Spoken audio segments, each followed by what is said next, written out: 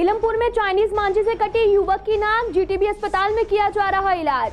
करोल बाग से ड्यूटी कर लौट रहा था घर।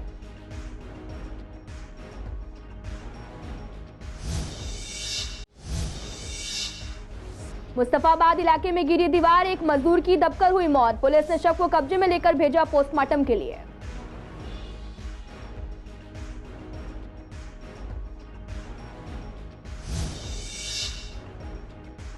कैलाश नगर में रामलीला के लिए किया गया भूमि पूजन, कमेटी के तमाम लोग रहे मौजूद। इस बार रामलीला का किया जाएगा भव्य मंचन।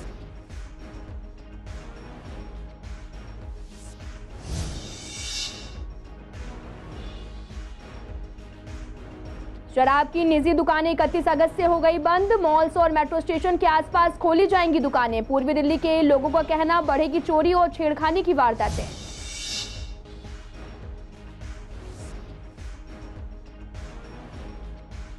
पूर्वी दिल्ली में गणेश महोत्सव की देखने को मिल रही धूम। सांस्कृतिक और रंगारंग कार्यक्रम का किया गया आयोजन। बच्चों ने बनाई गणेश भगवान की पेंटिंग।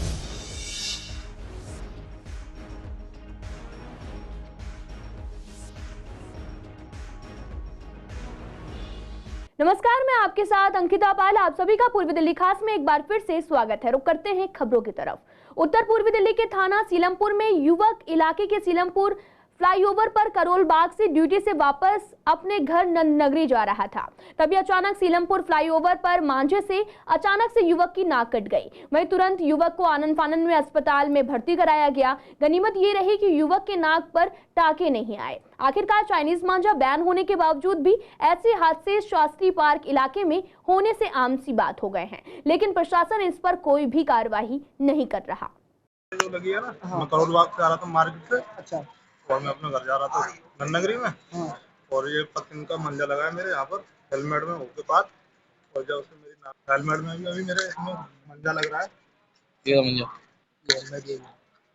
ये मंजा है। उत्तर पूर्वी दिल्ली के मुस्तफाबाद इलाके में पुश्ता रोड पर एक पुराने मकान की दीवार गिर जाने की सूचना मिली है। मुस्तफाबाद इलाके के दयालपुर गली नंबर 5 में यह हादसा हुआ।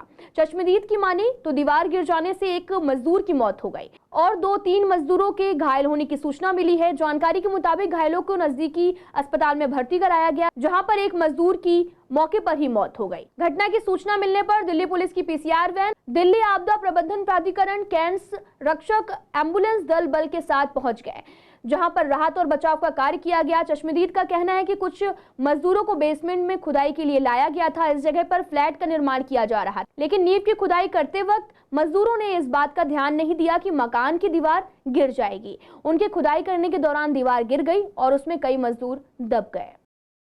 ये दीवार गिर गई थी, जख्मी था एक, तो उसका इंतकाल हो गया। एक दो का है इंतकाल हो गया एक, बाकी और कुछ नहीं है। मतलब सब कुछ देख रहे, कुछ नहीं है। क्या बन रहा था यार?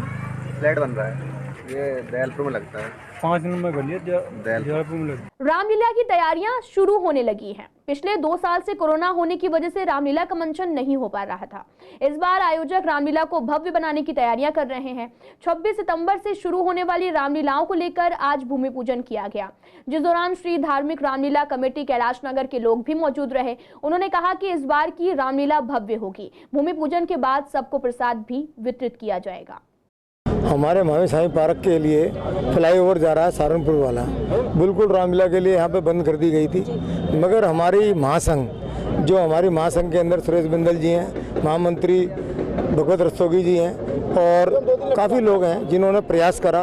और उसके बाद में हमारे रमेश चंद्र गुप्ता जी ने प्रयास करा, जो परमिशन दिलाई। यहाँ पे हमारे पास 30 तारीख को परमिशन आई है। मगर रामलीला का इतना उत्सव है कि लोग हमारे साथ जुड़ गए। आप देख ही रहे हैं 4 तारीख है, 4 दिन के अंदर सारी तैयारियां हमने करी हैं। और ऐसा नहीं है कि हाँ, लोगों को फ़ोन बहुत आ रहे हैं कि हाँ इतना उत्सव है, जैसे भगवत जी ने कहा, और हमारे जो बंदे हैं एक साथ जुड़ रहे हैं। ऐसा नहीं है, पहली बार हम ना इस बार हम लोगों को फ़ोन नहीं कर पाए। हमारे प्रशासनिक अधिकारियों ने, हमारी रामलीला महासंघ ने और हमारे कुछ पॉलिटिकल लोगों ने मिलकर के इन सारी समस्याओं का समाधान किया, क्योंकि ये दिल्ली की आस्था का नहीं, नॉर्थ इंडिया की आस्था का प्रश्न है। ये बहुत बड़ा त्यौहार है और 2 साल से कोरोना काल में लोग जो जूझ रहे थे, उसके कारण से लोग इंतज़ार कर रहे थे।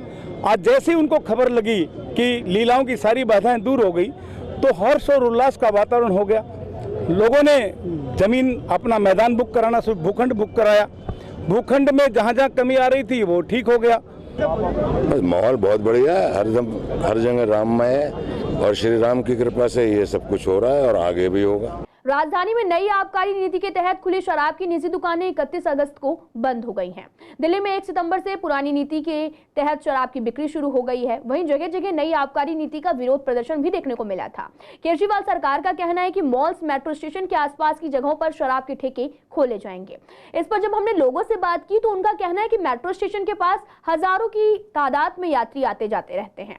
रात के समय भी ऑफिस आने जाने वाले लोग मेट्रो पर ही सफर करते हैं और ऐसे में अगर इन जगहों पर ठेके खुलेंगे तो चोरी, छेड़छाड़, झपटमारी की वारदातें बढ़ेंगी। साथ ही महिलाओं का कहना है कि उनके साथ छेड़खानी की वारदातें भी बढ़ जाएंगी।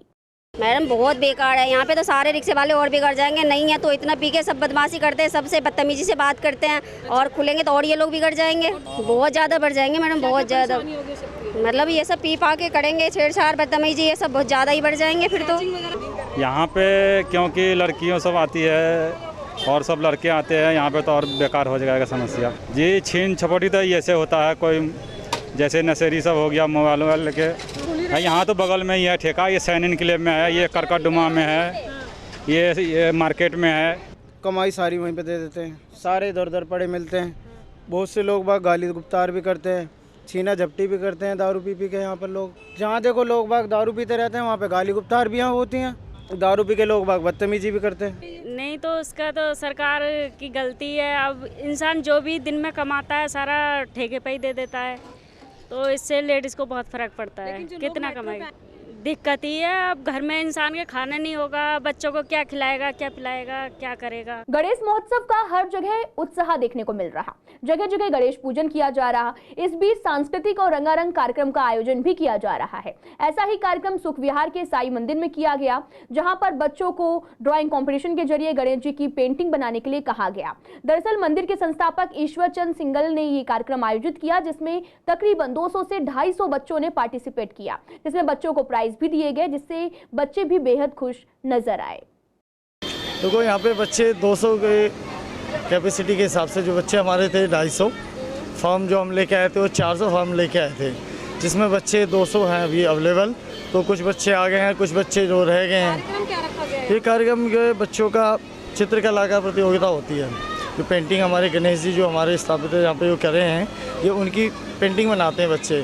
तो जो बच्चे बनाते हैं, जो फर्स्ट सेकंड थर्ड आते हैं, उनको हम प्राइज़ देते हैं। और जो और बच्चे हैं इनको हम जो भी हम इनके लिए भी कुछ करते हैं, जैसे नाश्ते का प्रोग्राम हुआ तो उनको बच्चों को खाने के लिए भी सारी चीज़ व्यवस्था बनाते हैं। यहाँ पर पिछले 14 साल से गणेश उत्सव बनाया जा रहा है और हर साल बच्चे आते हैं, लगभग 200 से 250 बच्चे आते हैं, जिसमें बच्चे जो हैं वो भगवान गणेश जी का चित्र बनाते हैं।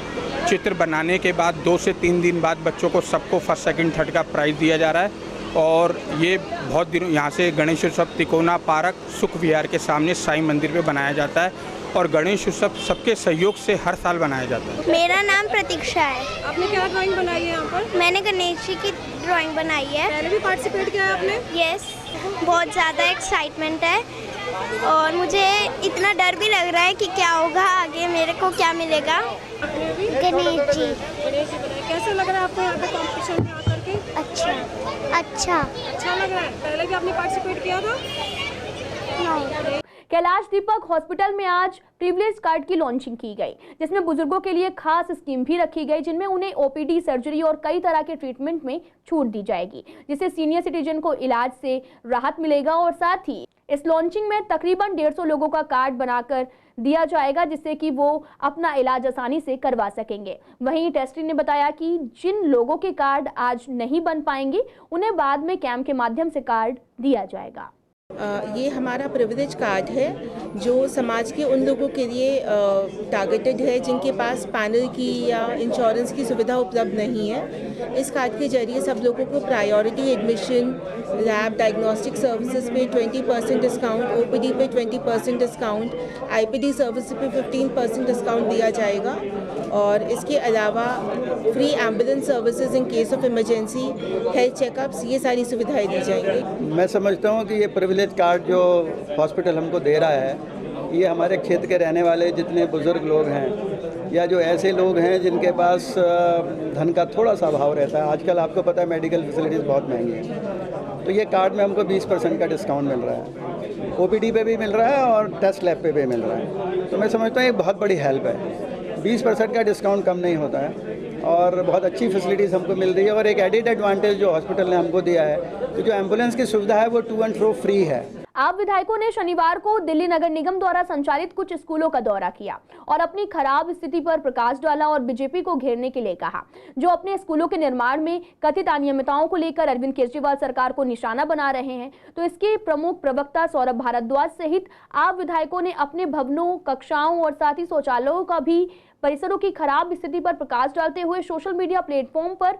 स्कूलों के अपने दौरे का लाइव स्ट्रीम किया और दिल्ली सरकार पर सवाल उठाने के लिए बीजेपी की खिंचाई की। अपने स्कूलों के निर्माण पर खर्च एकीकृत दिल्ली नगर निगम यानी कि MCD बीजेपी के नेतृत्व वाले केंद्र के अधीन कार्य करता है। एकीकरण से पहले दिल्ली के तीनों नगर निगमों पर बीजेपी का राज था। बीजेपी के नेताओं ने इस पर आप पर भी हमला बोला है। मैं सौरभ भारद्वाज जी को निमंत्रण देना चाहता हूँ। मेरे वसुंधरा एन्क्लेव में सीनियर सेकेंडरी स्कूल है, दलुपरा गांव में सीनियर सेकेंडरी स्कूल है, न्यू कॉलोनी में सीनियर सेकेंडरी स्कूल है दिल्ली गवर्नमेंट के। एक बार उनको उनमें भी आके विजिट करना चाहिए और उसको लाइव चलाना चाहिए।